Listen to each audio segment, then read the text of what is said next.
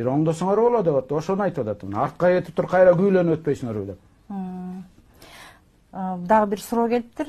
Эми ошол жанагы чет өлкөдөгү мекендешибизген 6491 менен аяктаган абонент.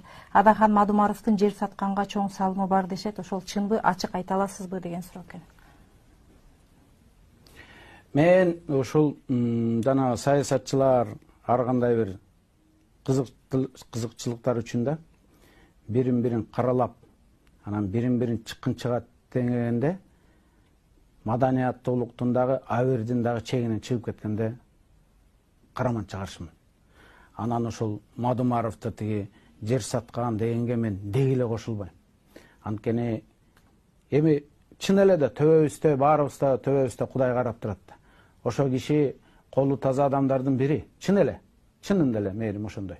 Баягы бийликте канча жүрдү? 10-20 жылда 4 жолку депутат, 3 жолку, 5 жолку депутат болду. Андан кийин госсекретары болду. Ал жакта жүрдү, бул жакта жүрдү. Бирок колу таза да. Анан ошо киши барып эле кантып эле барып эле ме койгула, жерибизди ала койгула деп сатыбайсың. А жерде бир документтерде ката кеткен, бирок ал ката кеткенди аны саясий ката деп коет, ал керек болсо ал жерде президенттер гана чечет ал маселени.